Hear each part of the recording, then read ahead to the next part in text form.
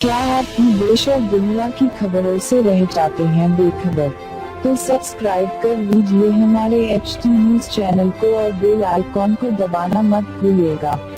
Kolkata night Riders बनाम Chennai super Kings IPL 2018 का match चल रहा है इस समय चेन्नई में और वहां पर बड़ा विकेट मिल गया है कोलकाता नाइट राइडर्स को जब शेन वॉटसन हो गए हैं आउट। छठे ओवर की 5वीं गेंद पर शेन वॉटसन आउट हो गए, लेकिन उसके बाद जो हुआ वो और भी गर्मा गर्मी वाला माहौल था। शेन वॉटसन के आउट होने के बाद बॉलर कुरैन और शेन वॉटसन के बीच तू मैं हो गई। जी हाँ, थोड़ी बहुत गाली गलौच भी हुई इन दोनों के बीच में।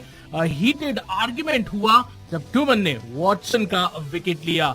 बता दें कि कोलकाता नाइट राइडर्स ने पहले बल्लेबाजी करते हुए 220 रन का टारगेट रखा, जिसमें आंद्रे रसल ने ताबड़तोड़ बल्लेबाजी करी और उसका पीछा करते हुए शेन वॉटसन 19 गेंदों पर 42 रन बनाकर आउट हो गए और उनके आउट होने के बाद शेन वॉटसन और कुरैन के बीच में कुछ गर्मा गर्मी हो गई।